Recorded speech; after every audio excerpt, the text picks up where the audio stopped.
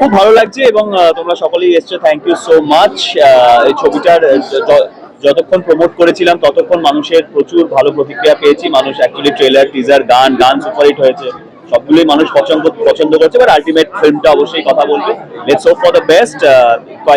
কয়েকজন মানুষ দেখে রিভিউজ দিয়েছে, খুবই ভালো রিভিউজ আসছে এবং লেটস সি। আমাকে একজন শেয়ার করেছিল, তো ভালো লাগে, মানুষজন যাচ্ছে, এনজয় করছে এবং এটা এনজয় করার মতনই সিনেমা। এটা ফুল অন এন্টারটেইনিং ফিল্ম, বছরের প্রথম শুরু।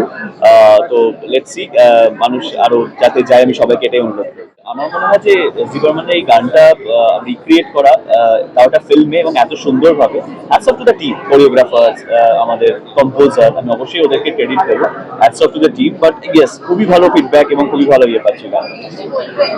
না, আমার জীবনে তো প্রথম কোনো গান যেগুলো এত ওয়ার্ক করলো আর কি, এবং দেশে এই গান। আর সব থেকে বড় কথা কি বলতো, মানে এত সুন্দর একটা গান অলরেডি ক্রিয়েট করে গেছেন এসডি বর্মন। তো সেখান থেকে আমরা খুব টেনশনে ছিলাম যে আমরা পারবো তো। তো কোথাও না কোথাও আমরা খুব চেষ্টা করেছি, কতটা পেরেছি জানি না, কিন্তু আমরা চেষ্টা করেছি। ওনার গানটা আমাদেরকে আরেকটা এক্সট্রা মাত্রায় তুলে দিয়েছে। অ্যান্ড এবার তো এখন রিলিজ হয়ে গেছে, আর বেশি কি বলবো, এবার তো শুধু দেখবে লোকে, আমাদেরকে বলবে যে কোথায় ভুল কোথায় ঠিক।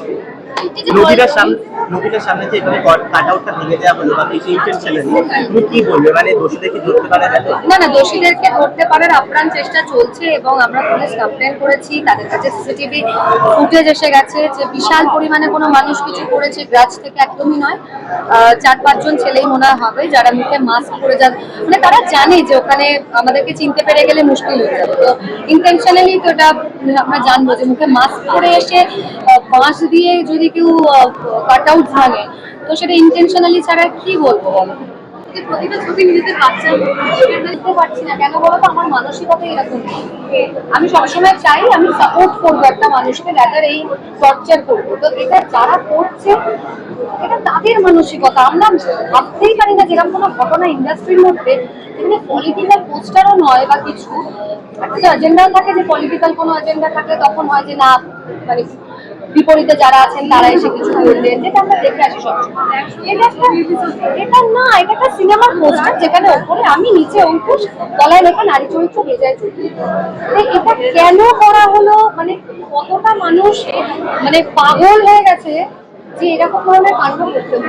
আচ্ছা, মনে কি মনে হয়, ভয় নাকি রাগে, কি কারণে? No idea. এটা থানায় যখন বলেছিলাম, তারাও বলেছিল এটা সিনেমার কাট আউট, কার কি ক্ষতি করতে পারে। মানে লোকে গিয়ে সিনেমা বন্ধ করলে তাও মানুষের ক্ষতি হতে পারে। হ্যাঁ, ওটা হয়েছে, যেটা আমার অবশ্যই অনেক টাকা লেগেছিল, সেটা আমার ক্ষতি হয়েছে। একটা পাবলিসিটি, অত বড় 30 ফিটের কাট আউট একটা খুব বড় ইম্প্যাক্ট ফেলে একটা সিনেমা হলের বাইরে। 4 জন মানুষ যাবে বলে এই সিনেমাটা দেখতে হবে, চলতো গিয়ে এটা হ্যামারিং হয়, সেটা একটা ক্ষতি অবশ্যই, মানিটারি লস তো বটেই। বাট একটা সিনেমা বন্ধ করে দেওয়া, তাও মনে হয় যে যখন কোনো আন্দোলন চলে একটা সিনেমা বন্ধ করে দেওয়া হলে, কোনো এজেন্ডা বেসড ফিল্ম বন্ধ করে দেওয়া হলে, 30 ফিটের কাট আউট কার কি ক্ষতি করছে আমি নিজেই বুঝতে পারিনি।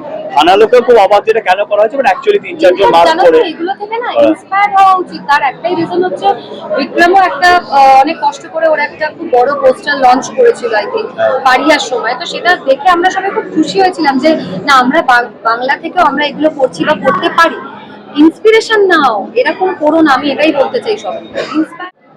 এখন ধর এবার কেন নারী চরিত্র বেজায় জটিল, তোমরা ফিল্মটা দেখে জানাও কেন। অনেকেই বলেছে এই নামটা কেন, এই টাইটেলটা কেন। তো এবার রিলিজ হয়ে গেছে, আর বেশি কিছু বলবো না, এবার জাস্ট ফিল্মটা। আমাদের ভিডিও ভালো লাগলে লাইক এবং শেয়ার করুন, কমেন্ট সেকশনে গিয়ে জানান আপনাদের মতামত। কোথায় থেকে দেখছেন সেটাও আমাদের জানাবেন, তাহলে আমরা বুঝতে পারবো কত দূর আমরা পৌঁছতে পারলাম।